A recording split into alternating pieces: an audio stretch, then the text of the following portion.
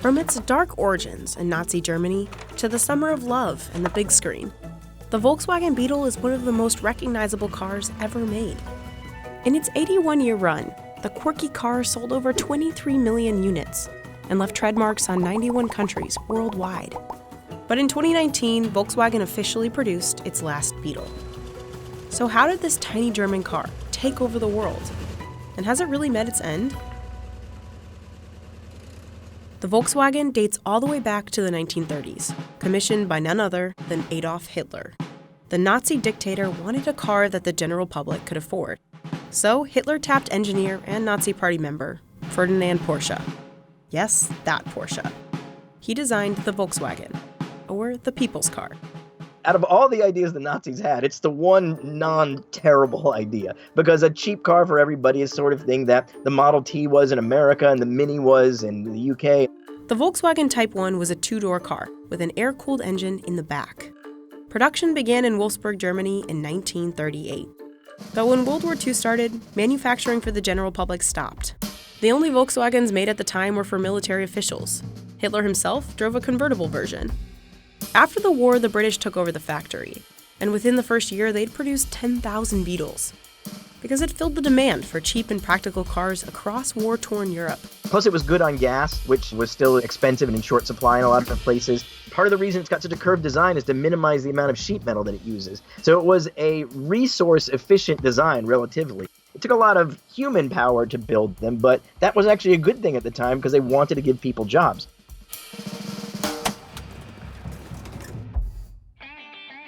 In 1949, Volkswagen took the Beetle to the United States, and it was a massive success. Unlike the big, flashy cars popular of that era, with their chrome and fins, the Beetle's modest size and teardrop shape stood out. If you look at it head-on, the biggest thing you'll notice compared to an average car of, like, say, the 50s or 60s is there's no big grille. It's not intimidating in any way. It's got big round headlights, like big friendly eyes. It wasn't aggressive. It wasn't trying to hurt you. It was your pal who was your car. Not only was it cute, it was durable. At Volkswagen, we don't worry about how our car looks. We worry about how it works. They built the hell out of these. So many other car makers coming into America had problems with their cars just not being built to take the massive scale of America. The Beetle's engine was designed to be low revving. You could drive it flat out all day and it's not going to kill it. No one better catapulted the Beetle to success in the States than advertiser Bill Bernbach. His revolutionary 1959 ad campaign highlighted the Beetle's oddball features as its strengths. Those ads were very good at giving the car a kind of voice, right? It's as if the car is honest, the car is humble, and it's talking to you, the consumer, about these new values of conservation and of thinking small and taking into account broader kind of social issues even in your decision of what to purchase as a car. The campaign was a success.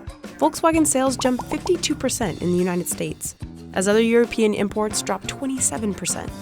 And the misfit car was cemented as a symbol of the counterculture. If you drove a Beetle, on some level you were saying, I'm not taken in by all the excesses of capitalism or whatever. So it made sense that the hippies would gravitate to it. The Beetle was perfect for hippies. It was the exact opposite of the cars their parents liked. Plus, it was easy to maintain, and it could last on those long California road trips. America was changing from what did the government tell me, what is the truth, what do I believe in as a person, and the Beetle just threw a dart right into that place and magic. Not to mention it was cheap.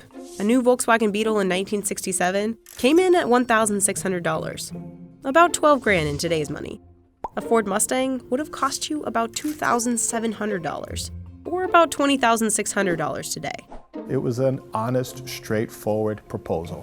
It had a great price. It didn't over-promise anything. It promised exactly what it was capable of doing. And that's why it caught on. And then Hollywood stepped in, introducing Herbie the Love Bug in 1968. A mind of his own makes Herbie the soul bug of the love generation. The anthropomorphic Beetle with a big personality would go on to star in 5 movie spin-offs. That same year, VW Beetle sales in the US hit an all-time peak, with 423,000 cars sold. By 1972, the 15 millionth Beetle rolled off the manufacturing line, breaking the Ford Model T's 40-year standing record for the best-selling car in the world.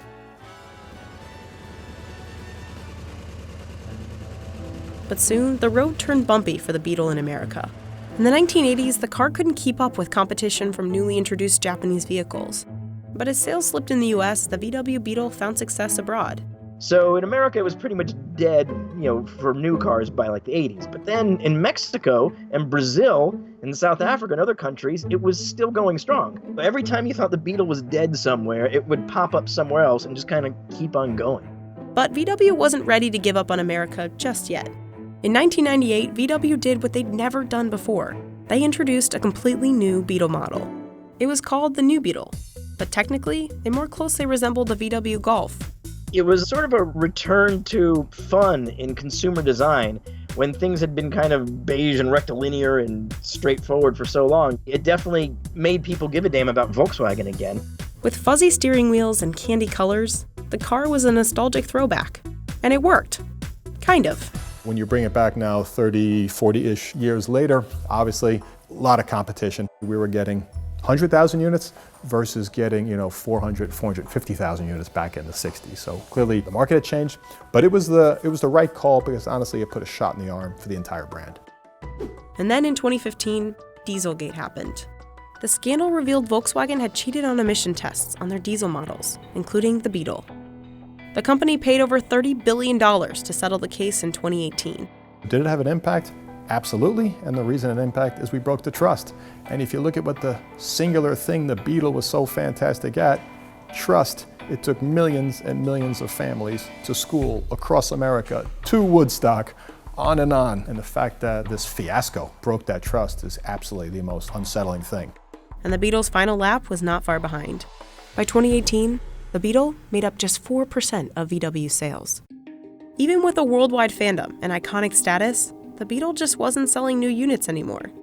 In 2018, Volkswagen announced it was ending production of its storied car. Why the decision is made to, say bye-bye Beetle and to end the Beetle is frankly the market has changed dramatically. Small cars struggle. It's an SUV marketplace. The final 2019 Beetle rolled off the line in Puebla, Mexico in July 2019. After 8 decades, worldwide success, and arguably legendary status, has the Volkswagen Beetle really hit the end of the road? I don't really buy it. I kind of believe we're going to see another version of the Beetle down the road, and it's probably going to be an MEB electric Beetle at some point, because they'd be crazy not to. Why wouldn't they do it?